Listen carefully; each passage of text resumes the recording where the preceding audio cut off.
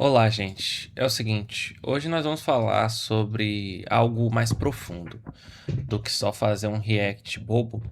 Então, vamos falar de algumas coisas que eu estive pensando recentemente, algumas reflexões que eu alcancei e que talvez possam ser interessantes para os senhores também a respeito da identidade, a respeito de quem nós somos e a respeito de um aparente paradoxo que eu encontrei da identidade.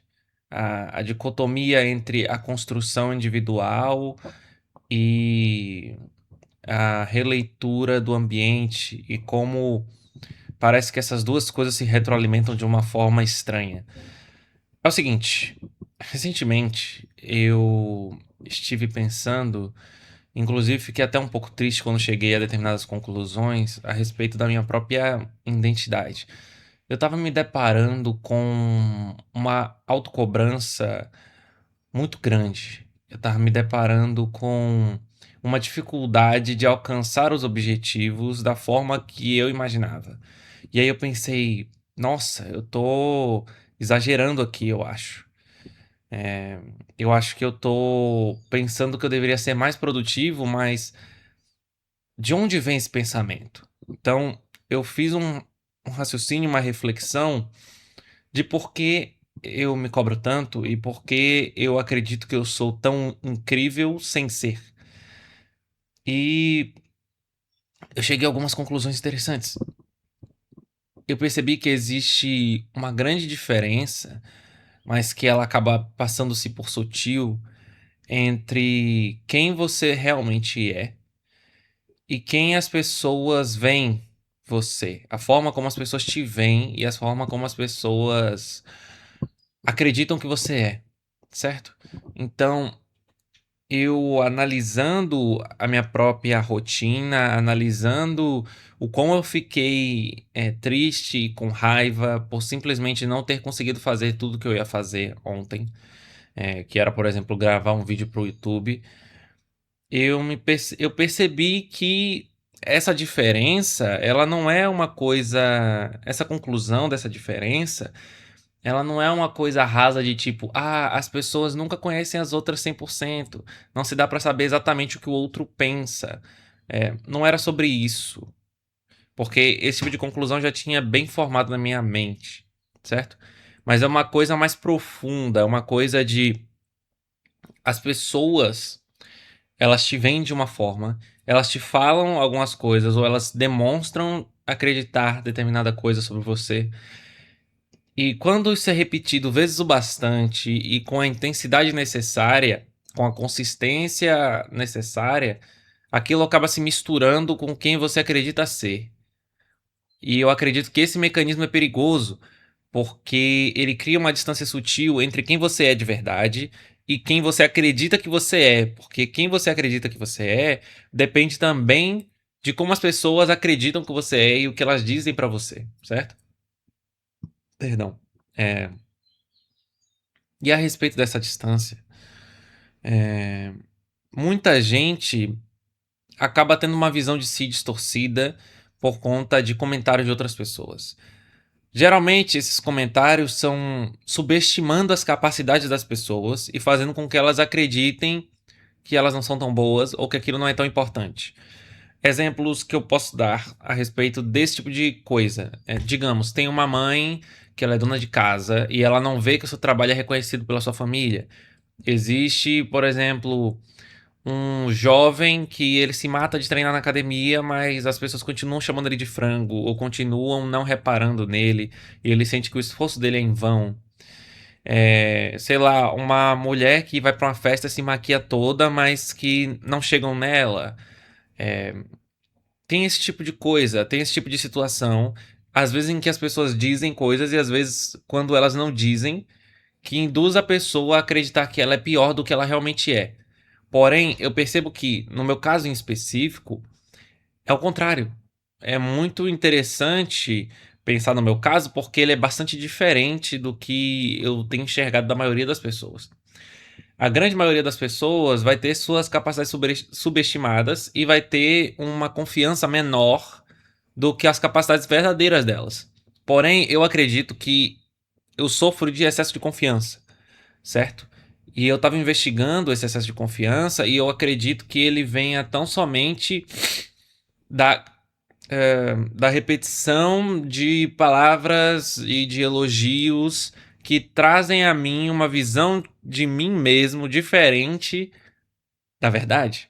Então, quando você é elogiado uma vez, aquilo é muito bom, aquilo é muito legal, você se sente muito bem. Quando você é elogiada 3 vezes, já não fica tão legal. Já tá. Você fica feliz, mas não fica tanto. Mas quando você é elogiado, sei lá, 3 vezes por dia a respeito da mesma coisa, você passa a não ligar tanto para aquilo e você internaliza aquele raciocínio, aquele pensamento. Você pensa pela própria pluralidade das ideias e pela recorrência delas, de que se tantas pessoas estão achando aquilo de você, é porque você deve ser aquilo mesmo. E às vezes isso cria uma distância que é muito sutil e que as pessoas tendem a não perceber com facilidade. Tendem a não conseguir identificar quem elas realmente são. E começam a só ver a versão que as pessoas veem dela mesma, certo? E eu senti que isso estava acontecendo comigo. E eu cheguei a algumas. é, eu, eu só percebi isso e eu acabei descobrindo que eu não sou tão bom e eu tenho minhas capacidades superestimadas pelas pessoas. Muitas pessoas vivem me dizendo que eu sou muito inteligente, que eu sou muito estudioso, que eu sou muito capacitado, que eu sou muito disciplinado, que eu sou muito descontraído e eu não sou tão. Eu nem sou estudioso. Para começo de conversa, eu nem sou estudioso. Eu devo ter lido, sei lá, uns 2 livros esse ano, no máximo. Eu eu gosto de aprender as coisas questionando elas e debatendo, e eu acredito que esse tipo de abordagem, junto com uma memória muito boa de longo prazo, faz com que as pessoas acreditem que eu sou enciclopédia humana e que eu conheço todos os vocábulos, que eu conheço todos os assuntos e que eu sei tudo sobre tudo. Eu reconheço que isso também é culpa minha por externalizar esses raciocínios com frequência, porém eu reconheço que não há nada de errado em construir linhas argumentativas e dizer o que você acredita. Eu acredito que isso realmente é uma das formas mais legais de viver a vida. É você conseguir dizer as coisas que você realmente quer dizer, certo? Isso é bastante interessante. Só que, por as pessoas constantemente me elogiarem dizendo que eu sou muito inteligente, que eu sou muito capaz, que eu sou muito disciplinado, isso acabou fazendo com que, ao longo do tempo, eu acreditasse que eu realmente era muito inteligente, muito capaz, muito disciplinado. Eu reconheço que inteligente eu sou, mas disciplinado e estudioso eu não sou, certo? Não é a forma que eu gosto de viver a minha vida. Eu sou mais ou menos disciplinado. Eu tenho momentos em que eu só quero assistir alguma coisa, ou jogar alguma coisa, ou sair para comer alguma coisa. E sempre que isso me acontece, eu tendo a me culpar como se, por eu ser supostamente muito disciplinado, por eu ser supostamente muito capaz, como é que eu não consigo simplesmente fazer as coisas que eu tenho que fazer sempre? E aí eu percebi que eu tava me tratando como se eu fosse um robô, certo? Como se eu fosse alguém, um super-humano, alguém superior. E eu percebi que eu realmente não sou, certo? E as pessoas geralmente não percebem esse tipo de coisa. Eu percebi que existe uma coisa. É como se fosse. Poxa, essa parte do vídeo vai ficar um pouco abstrata. Espero que os senhores consigam me acompanhar. Imagina que tem uma voz falando na sua cabeça, que é a voz do seu pensamento. Eu sei que existem pessoas que veem mais, que imaginam mais imagens, e existem pessoas que ouvem mais vozes contando coisas na cabeça delas. Mas imagine, se você não tem essa voz muito bem construída na sua mente, imagine que você que tem uma voz que ela está narrando os seus pensamentos e ela é os seus pensamentos. Certo? Essa voz está dentro da sua cabeça e ela tá dizendo o que você tá pensando. E aí é por meio dela que você pensa, certo? E aí você, digamos, tem uma situação em que você se estressa muito com alguém. E aí você fica com raiva daquela pessoa. Uma pessoa comum, ela geralmente vai pensar, tá, eu fiquei com raiva por causa disso. Digamos que eu fiquei com raiva porque a pessoa derrubou meu bonequinho do Fugo, do Jojo. Aí, digamos que a pessoa derrubou meu bonequinho e ele quebrou. E eu fico com muita raiva da pessoa, fico com raiva da pessoa, aí eu falo, não, eu ajo de determinada forma, e depois eu chego à conclusão de que eu fiquei com raiva porque ele derrubou meu boneco. Só que a maioria das pessoas, elas não têm um nível de metacognição, ou seja, não tem um nível de análise do próprio pensamento ao ponto de perceber que talvez ficar com muita raiva porque quebraram seu bonequinho do Fugo não seja algo é, tão normal. Ou talvez, se fosse uma outra pessoa em uma outra situação, se você acharia razoável que uma pessoa, sei lá, agredisse outra pessoa porque ela derrubou o bonequinho do Fugo dela. Ou porque, sei lá, derrubou um caderno ou coisa assim. Então, o que eu quero dizer é que a maioria das pessoas, elas chegam a conclusões a respeito de suas emoções e elas tendem a não enxergar se não enxergar não, elas tendem a não analisar se aquela conclusão faz sentido e se fosse outra pessoa, e se fosse outra situação, o que aconteceria e como ela reagiria e se faz sentido ela reagir daquela forma. As pessoas só reagem da forma que reagem e depois elas chegam a conclusões e justificativas para justificar o comportamento delas e não para tentar analisar o comportamento e ver se ele faz sentido ou não, certo? E eu fui pesquisar sobre esse tipo de coisa e eu descobri que se chama metacognição, que é você conseguir raciocinar a respeito do seu raciocínio e analisar ele de maneira fria, ou seja, você se afasta das suas emoções, você se afasta dos seus sentimentos e você tende a enxergar as coisas de maneira lógica e tentar alcançar a ideia por detrás do seu raciocínio e o que causou ele de verdade. Então, voltando pro exemplo da voz, existe uma voz na minha cabeça e essa voz, ela existe na cabeça de muita gente, certo? Eu não sei se todo mundo, mas todo mundo que eu conheço, que eu já perguntei, ela realmente tem uma voz que narra os pensamentos dela. Então, talvez todo mundo seja assim, talvez não. Mas enfim, existe essa voz que fala na sua mente as coisas que você está sentindo, as coisas que você percebe e as coisas que você pensa. Só que comigo existe uma segunda voz que aparece de vez em quando. E essa segunda voz, ela tem o objetivo de analisar a primeira, certo? Ela analisa a primeira, só que essa segunda voz, ela tá muito desconectada de quem eu sou, de quem eu acredito ser, e principalmente das coisas que eu sinto a respeito do que vem de fora. Então, ela me ajuda a perceber esse tipo de coisa. E foi ela que me ajudou, além da minha namorada, a alcançar esse raciocínio de que eu estou me superestimando porque existem pessoas que ficam constantemente me superestimando, certo? Então, parece que essa metacognição, ela está relacionada a um grau de inteligência específico. Então, pessoas menos inteligentes tendem a ter uma metacognição que é menos precisa, menos recorrente e menos eficiente em analisar seus próprios pensamentos, enquanto pessoas mais inteligentes parecem ter uma metacognição maior. Isso faz com que elas consigam desenvolver linhas argumentativas, consigam desenvolver teorias abstratas e outras construções lógicas mais desprendidas de quem ela mesmo é. Então, eu cheguei a essas conclusões de que, primeiro, existe uma diferença entre quem você é de verdade e suas capacidades do que o que você acredita que é. E o que você acredita que são suas capacidades. E isso geralmente está relacionado ao que as outras pessoas dizem e como elas agem a respeito de você. Então, se tem muita gente, por exemplo, que não te dá ouvidos quando você fala, você pode tender a achar, opção um, que essas pessoas são burras e que você é mais inteligente que elas. Ou opção 2, que você não é interessante, que você é chato, que você é inconveniente, ou que você só é ruim em conversar com as pessoas.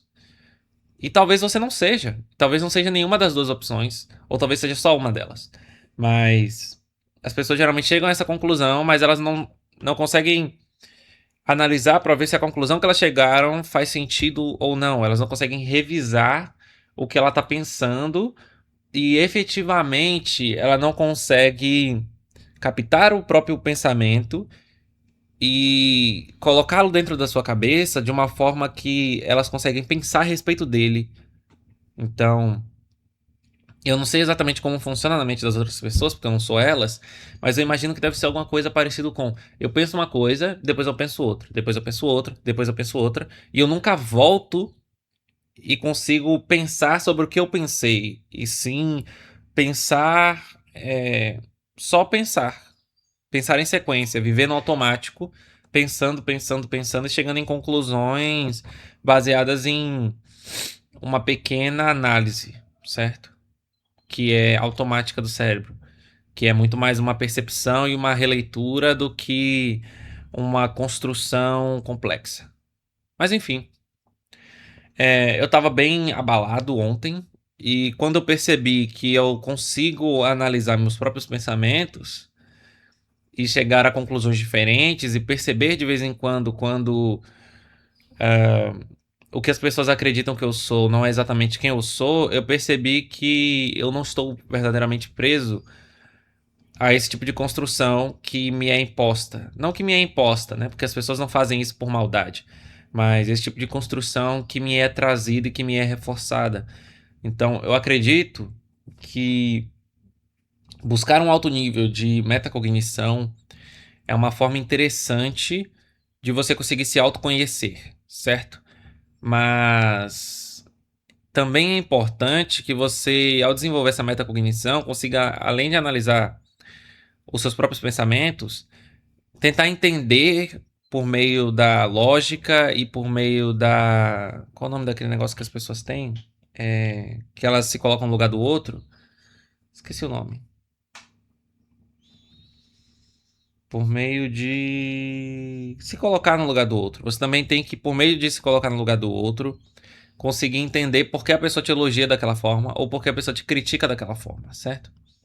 E isso pode te ajudar a entender quem você é e não ter problemas de autocobrança ou de excesso de confiança. Apesar de que eu gosto